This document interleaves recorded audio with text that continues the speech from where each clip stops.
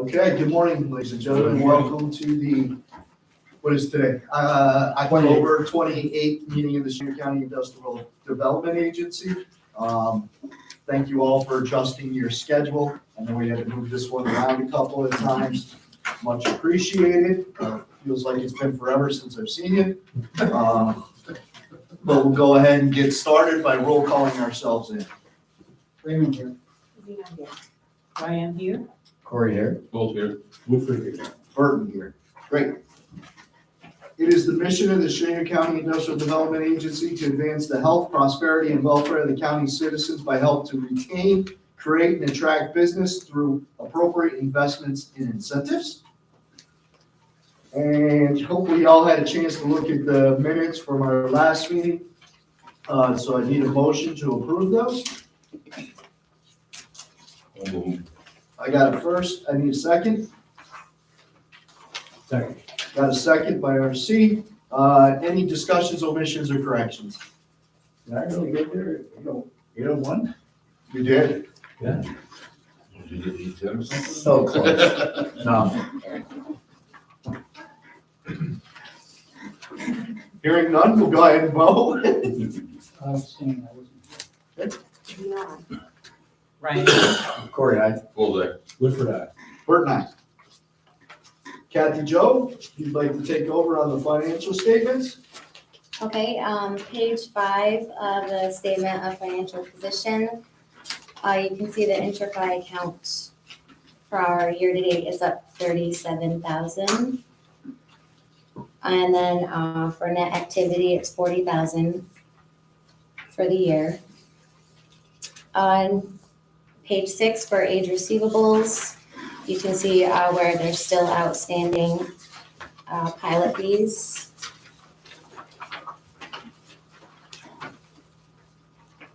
Page 7, age payables, everything is in 30 days. Do we anticipate getting high bridges before the end of the year? That I don't know, I haven't heard anything. I haven't heard anything. There's nothing we got. John and I here, he's on vacation. Okay. No, we have not heard anything from them. Can we get somebody to reach out to them, and if we don't get that soon, get our attorneys on? I think our attorneys were supposed to reach out to them and get back to us. And Say I again? haven't, the attorney was supposed to get back to him, but I haven't heard anything on that. But I'm just taking it as a note for me to follow up. Please, I'll take care of that this week. thanks. Page 8 for statement of activities, you can see that interest income is still going really good for the interfi account. And then just normal expenses going through page 9, show you year-to-date actual of net activity, 40,000 for the year.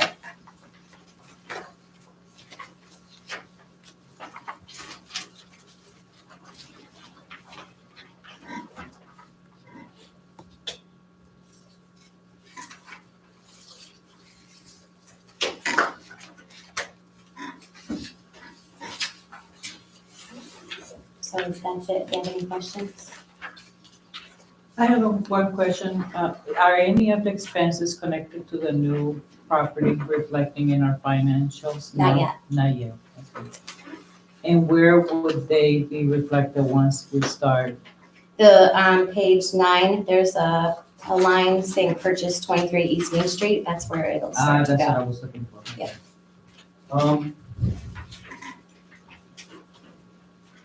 Shouldn't we have 10 grand in that line item? Didn't we pay like 10 grand to hold the property? 15, right? We got a $15,000 line item expense in there, right? Purchase year-to-date actual. Am I looking at Yes, that year-to-date actual. right? See how the year-to-date actual. Oh, right? Jesus. Yep. That's okay, brother. Hey, good job. Yeah, 15, yeah, we're good. That was just a test. No, yeah, we're gonna close out. I was gonna cover that. We're gonna close this bill. We're gonna close this week. Okay. Before I go away. I guess that's the amount I was looking for, but the other 500 must be legal or taxes or? Well, we paid to have the building looked at. Assessed. Yep. By They came in associate inspector. Yeah, we had the Okay, inspection. okay, just We'll have some other closing costs now that will, Yep, as and well, that this- are coming right up, you guys know that, so. So Yeah. with that, I'll need to know ahead of time so I can move the money from the Intrify I got you. account to the, Once I know for sure, I'll let you know. I'm Okay. trying to get it this week, so we're working on it, because I'm going away for a couple weeks, and otherwise I gotta get Brian, so. Okay, we're in good shape. I'm gonna give an update on that building before it's through. We're fairly excited about it. That's good news here, we're gonna get an update on that as well, so. Great. Need a motion to accept the financials? So moved. Need a second? Of course, second. Any discussion? Hearing none, we'll vote. Ryan, I?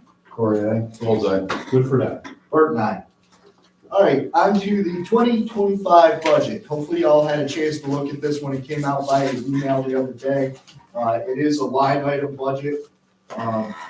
First pass, First pass. first pass.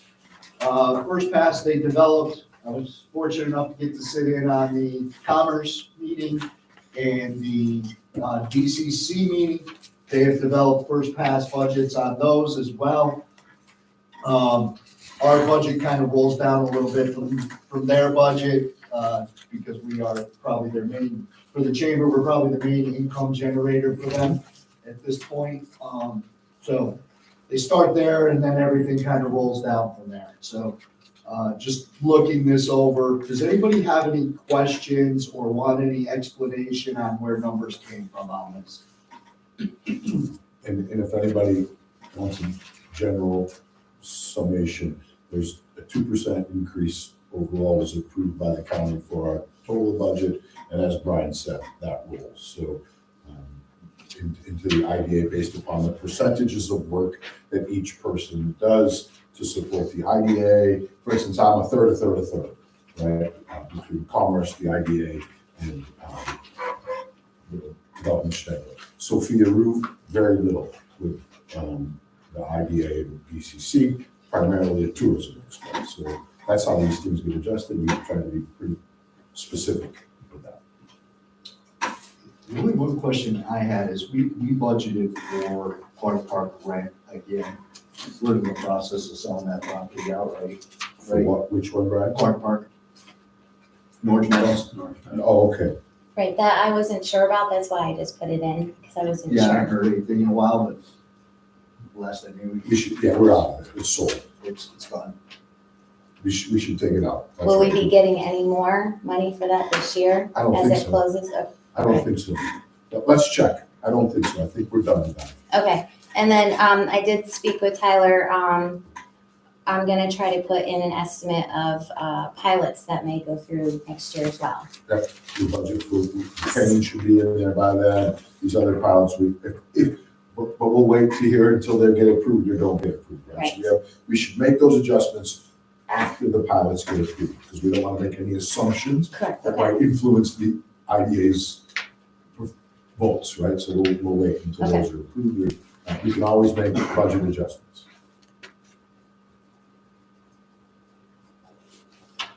And the insurance expense.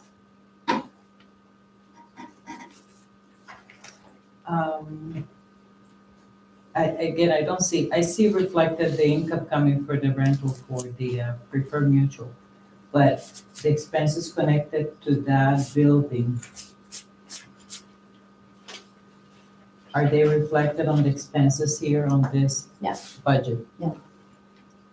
Because that's why this is just a draft. 'Cause Just, I okay, don't but they will know be, actually, they will be yes. reflected, will they be on separate line items or just clump with notes? It will be on a separate line item for that building. Okay.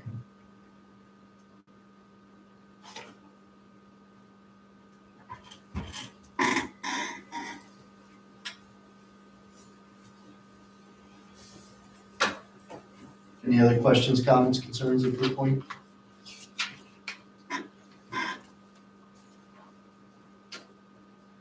All right, I'll entertain a motion to approve with the changes. And go to, well, we'd only be approving the draft. Yeah, I mean, at this point, I'm not. Yeah, I don't even think you have to No, approve it. no, You don't have to no. approve It's it. just to Just give review. us your input. Yep. Thank you. You're welcome. Yeah. Yeah, if you have more input, come back again on the 20th. and find that input again, please. Got it, this first pass. It's pretty straightforward. All right, bills and invoices. I'll pass around the checks here. We've got, the usual suspects on there. There are actually 3 checks in there, or two checks, right? Two Three. checks, 3 checks that add up to the contract service agreement, so you won't see one check for 18,000. It's the total of 3 checks combined, okay? Any questions on those at this point? Hearing none, we'll vote to approve bills and invoices. Brian, aye. Corey, I. Hold on, Woodford, aye. Bird and I. I forgot the motion in second, didn't I? I'll make the motion, you did. Thanks. Second. Bulls and RC, Jesus. It's Monday. We don't do this on Monday. We don't do these on Wednesdays. Oh, right. All right, old business, Norbert. Yeah, we're gonna vote to move the Norbert resolution forward, which takes it to the next step. This is not approving the pilots, approving the next step to go through the public hearings. They are urgent to have this thing voted on in November again. So Tyler knows that, you know, I'm gonna be traveling, for those of you who don't know, for a couple of weeks. And Tyler's gonna keep this thing moving. They're pretty confident they can get it voted on by November, right, Tyler? That's what they're shooting for. Which means if today we move this forward, we'll get the public hearing scheduled, we'll get things set up, and we'll go. So I'm not sure if everybody's had a chance to look through the resolution, but it's pretty straightforward. It's just, Tyler, we set copies over here? Yes. No? There's usually 2 copies here, yep, for each Yeah, person. right. Do we have to vote on each one? 'Cause they're two Yes, separate there's 2 fights, right? separate ones, right? All right, so I need a motion to approve the inducement resolution for NF's Nord Site 1 LLC. So move. Need a second? Second. Okay, any discussions? Hearing none, we'll vote. Raymond, Brian, aye. Corey, I. Hold the steam. Woodford, aye. Bird and I. Okay, need a motion to approve NSF Norwich Site 2 LLC facility inducement resolution. So move. Need a second? second. We'll vote. Raymond, Brian, aye. Corey, I. Hold the steam. Woodford, aye. Bird and I. Okay. Thank you, everybody. According to Sal, we're going to skip pilot votes today. Yeah, I want you guys again, please, those pilots have been out, you guys are familiar with both of them. Tyler has done the work on the cost benefit analysis for both. We were waiting for some information from the pilot applicants. We've got it all now, but we received it too late. They're aware that we can't vote, they're both aware that we're gonna vote in November, because now we just didn't have time for our attorneys to draft the final resolutions to approve these. That's what you'll be voting on. to approve And to them. just make it clear too, the hotel actually will be an inducement resolution To move first. forward to the next. Yes, whereas the payment will be the final. Yes, Can you send out the cost benefit to the board I to can. review before the next meeting? yes. Please, thank you. Everybody wants to see that, I assume? Yes, yes. Good, okay. Preferred building update, we kind of got a little bit of one. Yeah, that's great. And if I just passed around some documents that all of you, I'd like you to take a look at it. I would start actually with the one that's on top, the one that looks like this. It's a schematic. I think I told you guys, and I'm not positive, the last time we were here, we were considering potentially going into the top floor of the preferred building. I explained that to you guys, that we contemplated whether or not we could put a daycare center in the bottom. We've met with, thanks to Eric Scribner and a bunch of other people that have been involved, codes, the state has sent down licensing for us. That bottom floor of the preferred building is actually set up perfectly to be able to house up to 60 kids under the age of 3. And we don't have an accredited daycare center anywhere in the county. So the ability to do that and have it be run by the place would be a tremendous benefit to our community. So In addition to that, the ability to remodel that building because it's vacant qualifies for a Restore New York grant. The city of Norwich has applied for that grant, up to $1 million. The good news for the chamber and the DCC, who will be the tenants of the IDA, is the upstairs of that building requires far less to remodel than the downstairs. So we'll be able to go to the upstairs of that building for a couple $100,000 versus $500,000, and that would count as the match for that grant. So it would work out to be where that daycare center could set up in there without having those business costs, and it would be a sustainable model. She'd have to run her daycare center. That's the model that Colgate runs on. That's the model that UHS runs on. That's the model that the Coleman Center ran on in Sydney when I was there. The buildings are maintained by some landlord, and they're doing it for a competitive advantage. We did it because when I was the head of sales and marketing, and I had an opening, I could recruit from Binghamton and Oneonta because young people with children could bring their kid right to that place and get a Montessori-like daycare center. And if the kids got sick, they could take them home. So it was a perfect setup. That's why Colgate does it. That's why UHS does it. And I promise you, it'll be a competitive advantage for us when we can do it. And it's walkable to our downtown, walkable to all those businesses that we want to recruit here in this corridor. So I think it's an incredibly positive thing. The businesses in the community, the next step will be for us then, and I don't want to get too far ahead of myself, but assuming that we can get this built, assuming that we can get that grant, what we'll do is we'll go to the businesses, we being Sharon Vestley and I, the person who runs this, the people who've been pressuring us like Giovanni and others to say, create a daycare center and say, we would suggest that you create an endowment for this center and be managed by a professional, and that will secure you a certain number of spaces here in this daycare center. They still have to pay for those spaces, right? That's how Colgate does it. That's how UHS does it. That's what they get for it. They provide those services to simply hold spaces where their people use them, pay for them, obviously. That endowment covers any operating expenses they go on.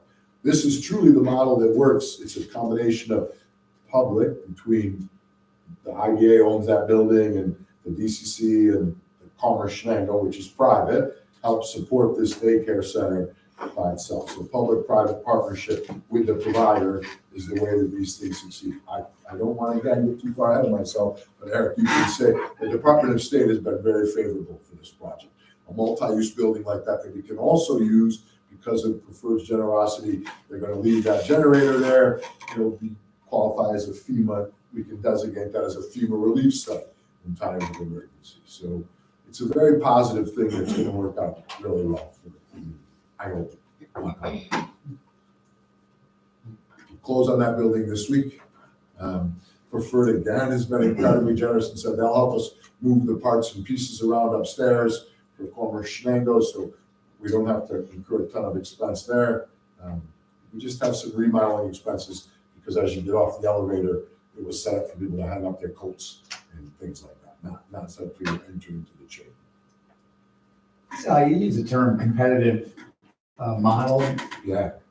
Could you be a little more, I know you haven't gotten that far ahead, but just give us an overview on the funding sources of something like this? Well, yeah, what would happen is she would fund it through, she would be Sharon Vestley, the daycare provider, would fund it through some combination of their income from those students that would go there and whatever other funding sources she would pursue. That's the model, Mike, that works at the Coleman Center. So you have to charge enough to be able to sustain it. And then there are grants available out there. The woman who runs the daycare center in Colgate is a woman named Jen Britton. Her predecessor was Sarah Casales. She's now running Morrisville. Sarah's a smart woman. Jen Britton's a young lady that I've known a long, long time. And the way they're responsible. I met with Joanne Borfitz, who's the Colgate liaison for the daycare center. They're responsible for running that daycare center. Colgate maintains the building. Colgate maintains the grounds, the insurance, all the like we were going to do for the DCC and the Commerce Chenango, all those things would be, we were gonna incur all those things anyways, right? They would have been our tenants, we would have potentially used that to create incubators, try to do different things like that. Instead, now we'll use that as a competitive advantage, Mike, because now, when you have a daycare center, Scott Ryan has already said he will subsidize his teachers up to $5,000 a year for daycare. There's money available in town, hopefully you can help me, from the state, for them to be able to help teachers with daycare expenses. That's a competitive advantage for us to be able to recruit teachers here. If we have all over the county, if we can get teachers, we can have, if NBT has openings here, right, they can use that as a competitive advantage. I'm going to tell you right now, Chobani has welcomed the idea of having a daycare. Now imagine, and this is what you hope, is it's scalable.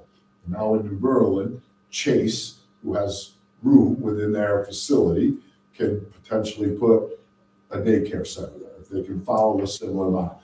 Amy Howard, who we originally talked to, is going to try to incorporate this in her work, is still going to try to do that for her own people. That she wanted that as a competitive advantage for her to attract workers that achieve. She still thinks there's plenty of room for more than, right now Sharon's planning to house 50 kids because she wants to have the right environment for them. Both of you can see on the second page, that's the daycare center. And that daycare center, again, sets up the way you would want it to be set up if you were going to take your kid or grandkid there. And the daycare is 100% tenant. So, yeah, and then occupy the first floor. The way we do it, RC, we went over there, again, we had the Department of State come, we had state licensing come, we've had the O'Reilly's take a look at it, Eric's come. You walk into that foyer, it's perfect actually, because there's a set of stairs, you put the Dow Jones Industrial Average, Commerce Chenango going up the stairs, elevator that can only go up, sits right there. And there's a lockable, buzzable door right there for the daycare center. You go in the daycare center, and then everything behind that elevator is a daycare center. All that right-hand side where that grassy area is that we were gonna look at, that's their playground. All those windows open right up, and I just make them into doors. And then literally you can do it for $1.3 million, and that includes the chamber remodel. We were gonna pay $500,000 just for the chamber remodel without thinking about anything else to do, right? So we can do all this, and it qualifies for $1 million grant. So now, okay, we remodel the upstairs at our pace when we're ready, because we can move in there. We're moving out of this half, as you can tell, by November 3rd. We'll be out of this building by February 1st. So we could be in the upstairs functioning as a Chamber of Commerce by February 1st. And then we can, this grant will know by December. November 6th, we'll hear if we will. We move to the next step, then we gotta do a full application, pretty competitive. But I will tell you this, the place, the people on that are committed to moving forward here because it's half the price of where it was going to be, and it's walkable to their facility. So the place is right behind the post office. It's right across the street from the police department. We've talked to them about creating drop-off times for those spots right in front of the building. They love that idea. So 7 to 9, you can drop off, 4 to 6, no parking there. That way we don't tie them up during the weekends, during the evenings. Speaking of that, you were talking about originally this side being parking. What's the status of parking now? Parking will go around behind it, Stan. We need 2 spots. We need 2 spots for every 3 workers, and we can accommodate that.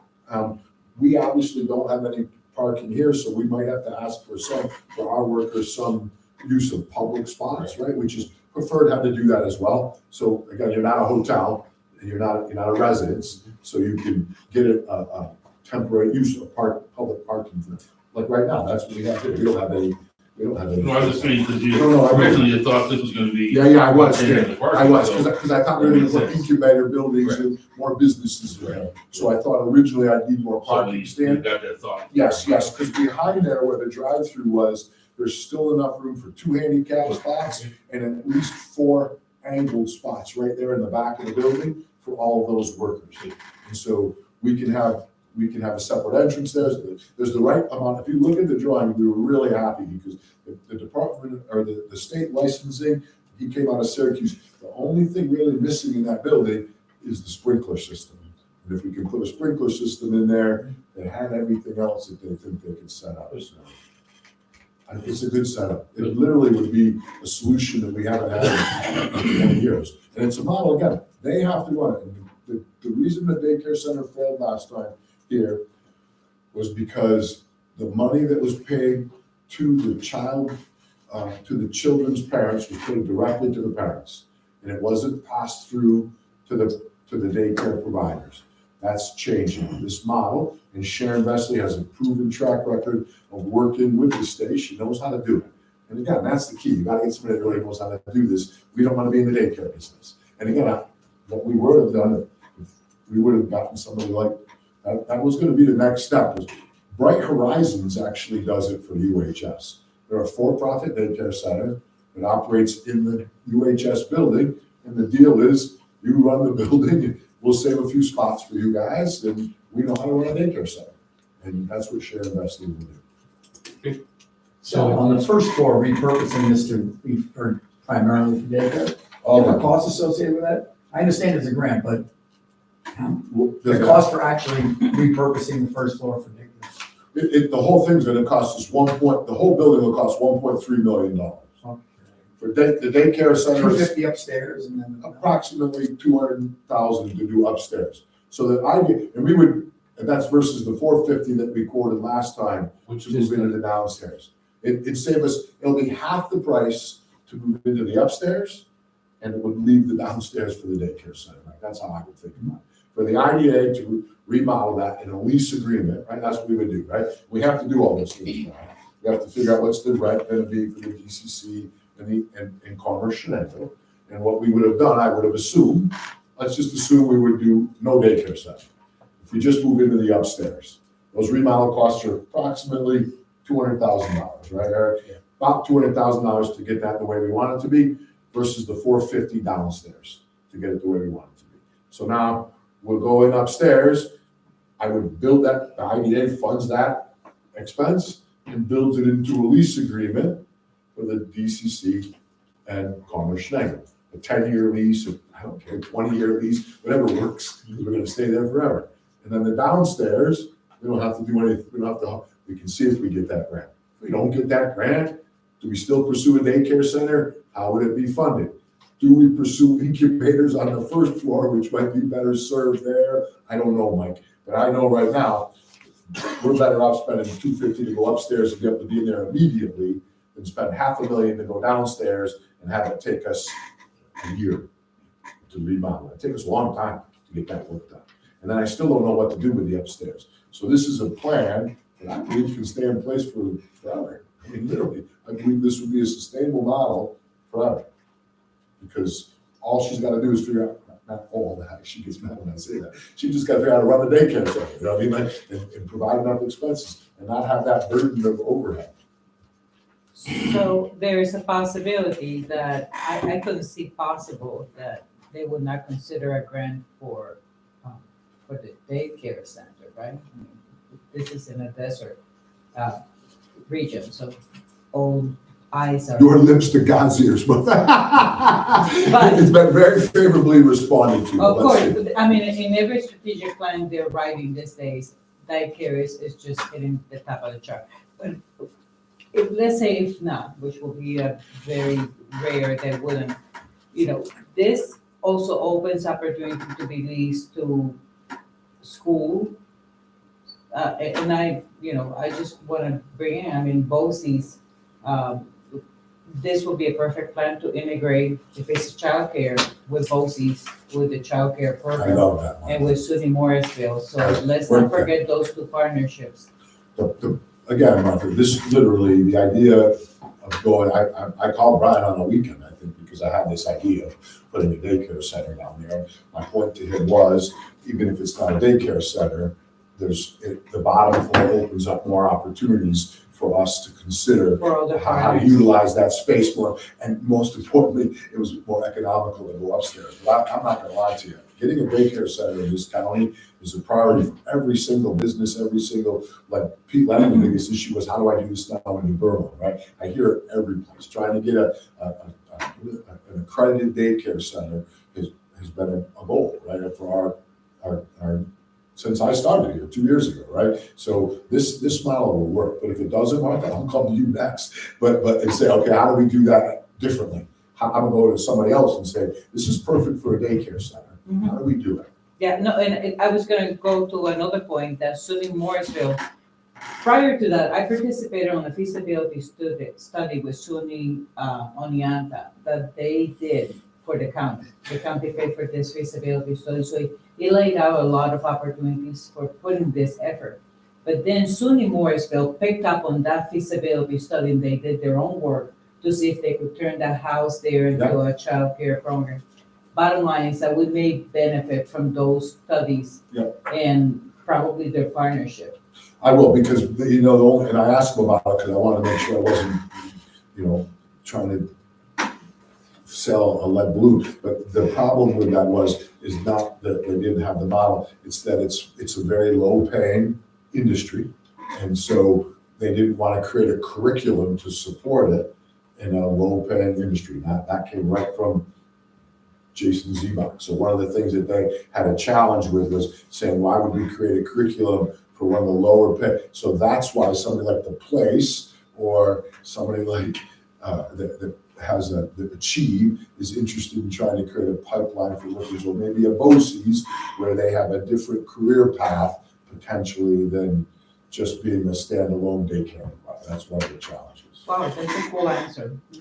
I'd like to figure it all out if we could. Okay. If there's a way to figure it out, I'd be interested to see how. That is Okay, a very regardless- interesting answer. Hopefully this plan works. Hopefully we get this grant. But either way, it's a good use of this building. And if it did work, this model, suppose the grant comes in, the place will be the lead agency on this project. The Place would be the lead agency on this project. They will be the one leasing from the IDA, just the space. No, remember, the Commerce Chenango and the DCC were leasing that building from the IDA. Correct, Right, and then we were okay. gonna set up potentially incubators, so I haven't contemplated on it. The rent was going to be provided by the DCC and Commerce Chenango, right? That's who's paying for that building.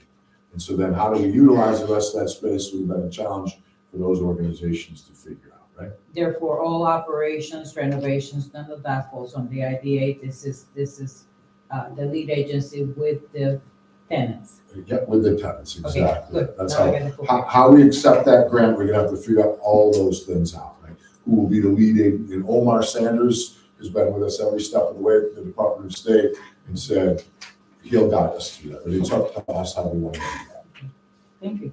What's the ages, Sal? Say that again? What's the age group? What's the, Under the age of 3, Mike, that's what the desert's for. What happens is, we've got the Y, we can handle, once kids get out of diapers, there's places like St. Paul, or Holy Family, the YMCA, there's the one over here on East Main Street that Sharon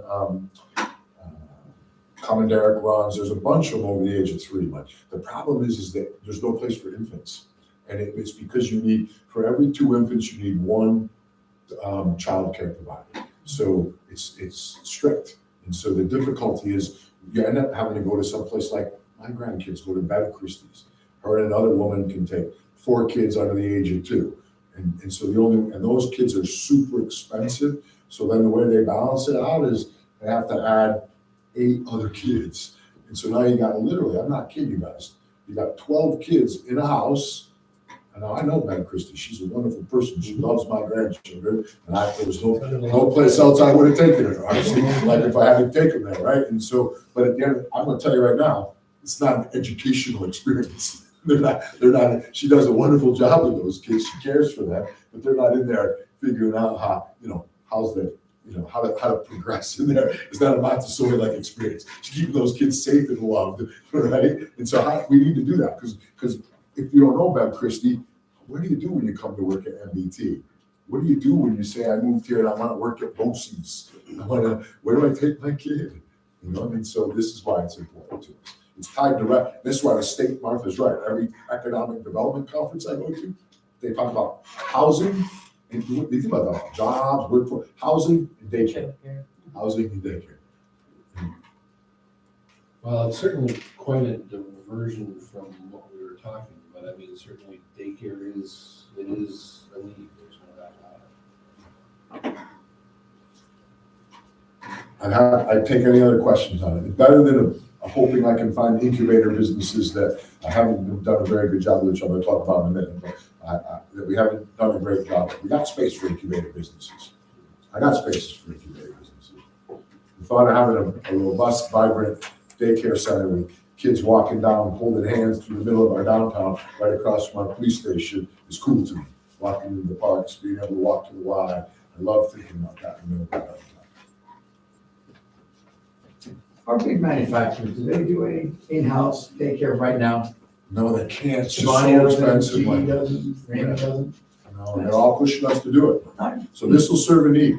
This will serve a need. I'm gonna go back to them all and see how they wanna step up again and help, because somewhere down the road, costs will go up, something I won't anticipate. We should set some endowments up and try to figure out how they can help. But that won't be me, that'll be Sharon managing that. Any other questions on that one? That's all I have, just to update on it. It is a big, actually, that's why I want to bring it up.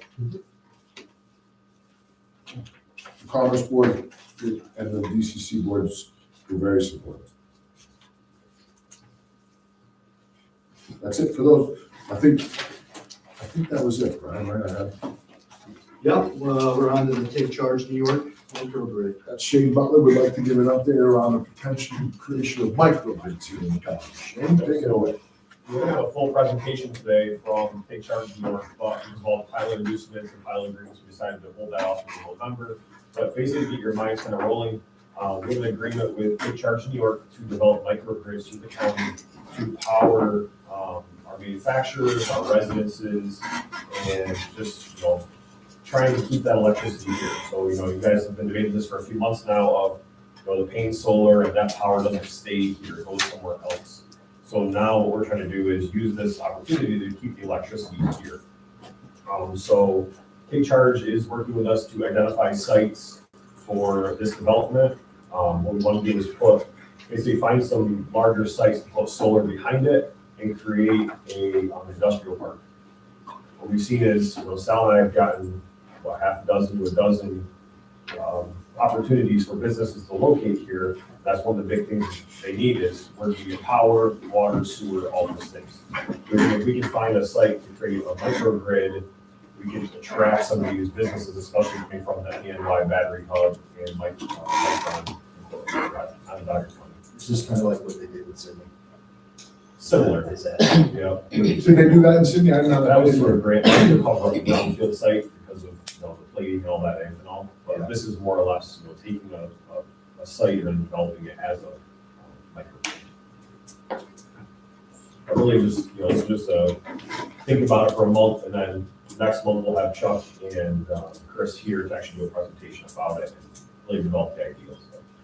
about where we would want to do it, Shane, that's what you want to do from the idea, right? Where would we potentially want to consider on county land or would it on private property? How would we want to consider, what would the IDA's engagement be? So what we've done is we've provided a list of all the sites that have three-phase power in Chenango County.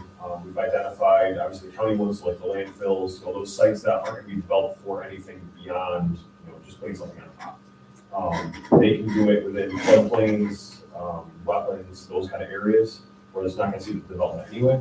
So we've given those maps to them, and we've also, through the 2050 vision plan, we had Moyne and Blue Engineers develop a site list for us of potential sites that are prime for development. We're going to keep that kind of in-house because obviously if we let the public know that we have that, people that are within those sites are going to say, well, I can jack up my price for that property now. So we're going to keep that kind of close to our chest, but we have that as potential of where we might want to look at that. So, Is this the same company that did the presentation yes. at the county level, at the board level? Yep. They come in and told us that those two, you were here, It was, yeah, two words. yeah,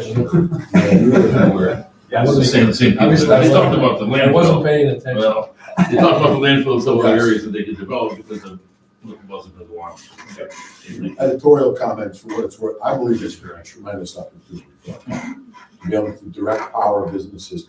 Again, I just came from this economic development conference up in Rochester, and this clean tech hub in Binghamton, these green, it's not Binghamton either, it's the southern tier that was designated as this clean tech hub. The types of companies that are going to be associated with that battery development are going to be ripe for this kind of technology, right? The big thing I've been finding so far, even at that presentation, is people understanding how they can keep it here. How do you keep electric here when it just goes on So poles? it's all behind the meter. Yeah, I mean, that's the big sell. People didn't understand, how does that happen? Because we've got solar companies now, why can't you keep it here? And how did they do So this? they want to stay within 5 miles of those sites to offload that power behind the meter. So they would set up their own poles, basically get those lines fed out. Because I'm saying as we go forward, that's gonna be a big sell, that people understand, that's why we're doing it. It's also not-for-profit, any of the income generated goes into the not-for-profit, which is, the county is a portion of that. So we would get, proceeds from that we could fund, more development sites or whatever.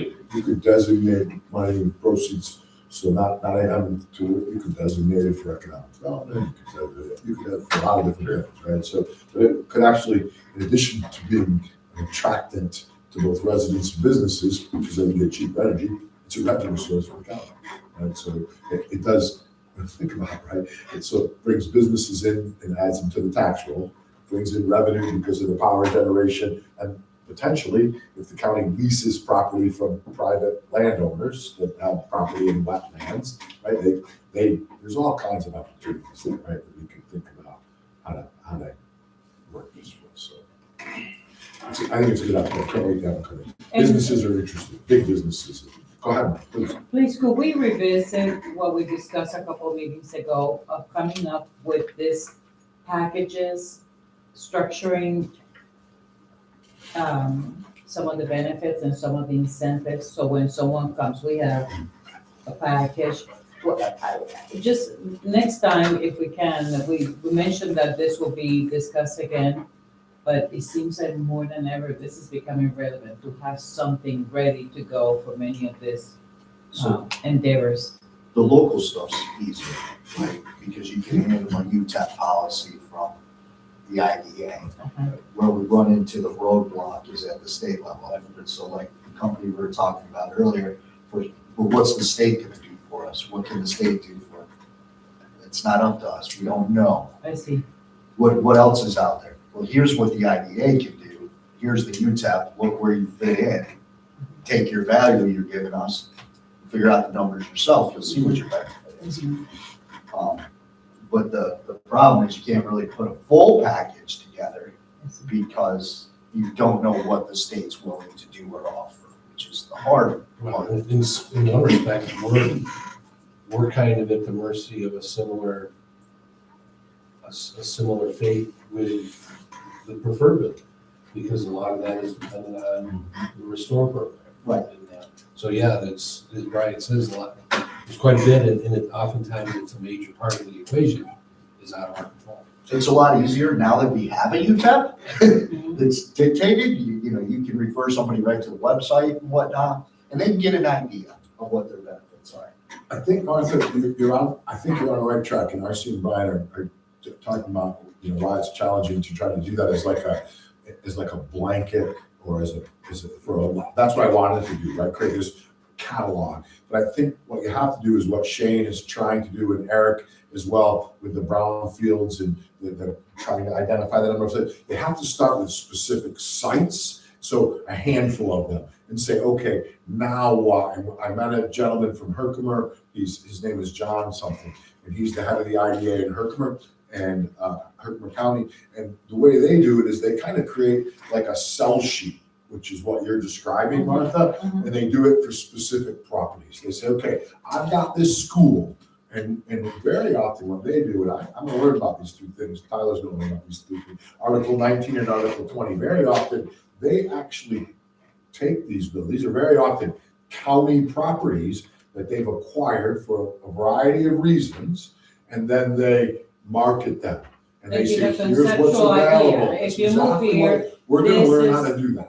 Yes. But you have to go, because then what they do is, and then here's the next piece of that, to whom do we market it? If we only market it to our local developers, they're already full. They're full, right? So that they gotta get those, we gotta be able to market this to developers like the Paulus gentleman. You guys go down 81 to 17, like you're going down by Johnson City, that 86, 17, right on the left-hand side, there's a huge white building in Johnson City, a huge eyesore. as you're going by the left-hand side, right on that straightaway, before you get to the mall. It literally was an Endicott Johnson building, and a guy named Paulus is about to develop that building and put, I think, 170 high-end apartments on the river there. And he's doing it with a series of incentives that were, there was no big grants there. It was all done through IDA-related tax incentives. So he had a specific property that the county was, he bought the property for $22 million. He agreed to buy the property for $22.2 million. Remodel it for another 13. This was an example I just saw. Remodel it for another 13 million. So I think he had 35 all in. And he did that without any grants. He did that with UTEPs, with tax abatement, sales tax, property tax, mortgage tax.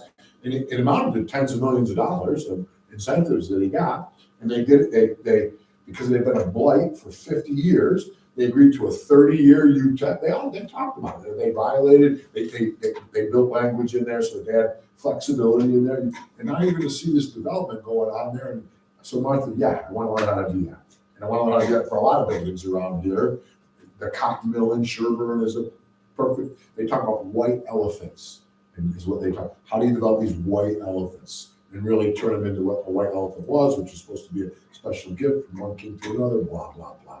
We're gonna learn how to do that. There's a great article out in I think a newspaper over the last couple of days because the IDA out there just gave an enormous tax break for development of an old blight property, and it was hundreds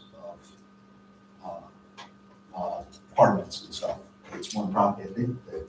That's the waterfront property. Yeah, it was like 83 million. Where was that at? It was down on the waterfront, so Endicott. we're getting the 2 million for the IIJA, they're getting that too, so it's probably an $80 million project. Yeah. A couple $1 million. How do I find those developers, Martha? That's my question.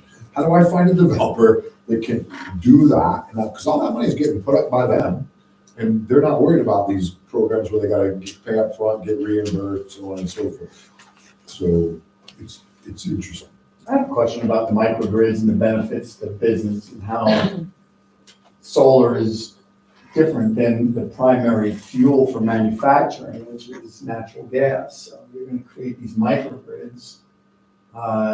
They're intermittent. Solar's famous for that. I mean, you have to either store it in lithium-ion batteries, or in order to keep it consistent. In an intense sector like manufacturing, where deadlines and there's so much pressure to make sure everything is running, continues to run.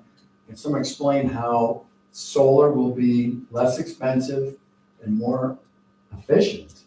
And at the same time, if it's run and subsidized by the state, does that create a level of uncertainty that people in business hate? So it's all battery backed though. There will be batteries that back up electricity. And I think some of the savings is that because they're not on the grid, if there's a major storm or anything like that, you've got the power on site.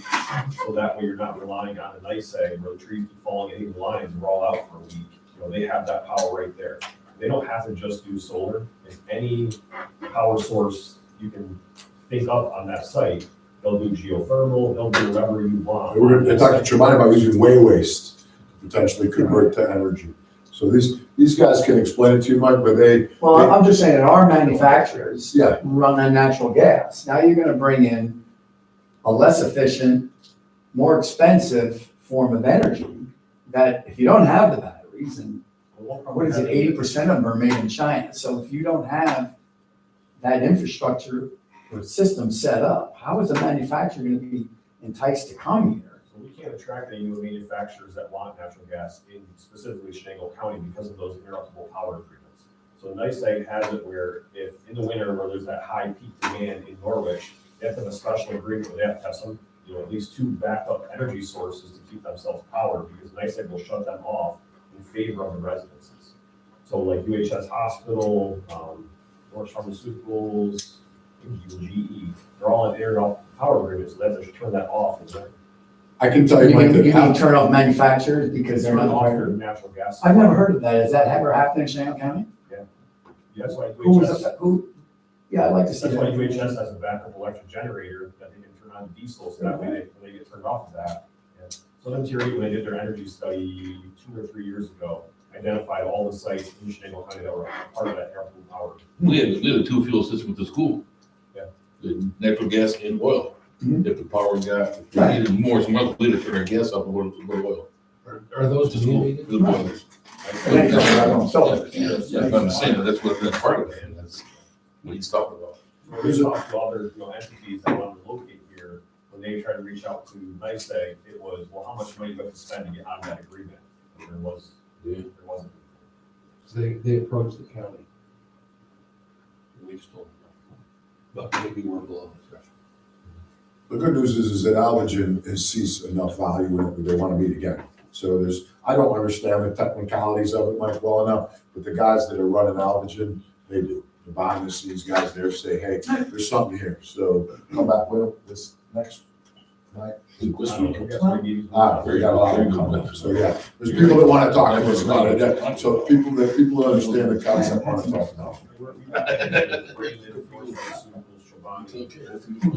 you got to figure too, the benefit is that because New York State has energy goals that they're having to comply with, they're having to try and cut down their, fossil fuel usage and meet certain goals to still be operating in New York State. So they're gonna try and do whatever they can to meet those. To continue that. On these microgrids, is there a megawatt size? That's a question for next month. For what? That's a question for next month when Chris and Chuck. How small they can go, what I can tell you this, Mike, is what they said, and Matt and I aren't sure, because we asked the question, a 20-acre microgrid could power how many homes? They said 7,500 homes. Right, that's how many homes. So 20 acres could power the whole city of Norwich. I mean, think about that. And then some outlying areas, right? So if you had a 20, so we're gonna try to check all those numbers again, because all the questions you were asking about, how much land do you need to power a Giovanni for their electrical use? So The their original power. thought was if we had 1,000 acres, we could power Chenango County residents. That's right. 1,000 acres could power the county. Think about that. At 30%, they said the price for this was the quote. For residents, you could provide 20% lower energy costs, 25% lower energy costs, electrical costs, and for businesses, 40% lower electrical costs. It's all behind the meter, so you're not Because getting it's those supply behind. charges, those other. That'd be part of that Those package. supply charges.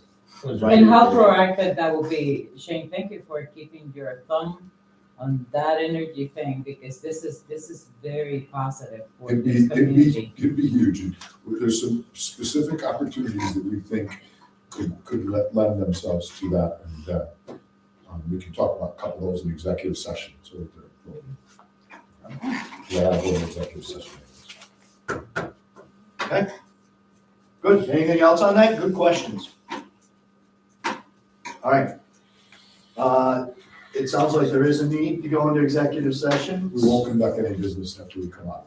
So we do not expect to conduct any, and what's the reason for going into executive session? We're going to talk about potential contracts. Contracts. A couple of different pieces of property. The people that are here, visitors can stay, they're aware of that. Kathy, Joe, can't, Barb, Kevin, everybody, Tyler, Kevin, they're aware of the conversation. I just need a motion to go into executive session. Second? Any discussion? Okay, vote. Right now? Corey, I, Hold on. Clifford, I. Bird nine. Thank you. So that leads us to, I'll go microgrid first, they're both Chobani related. Microgrid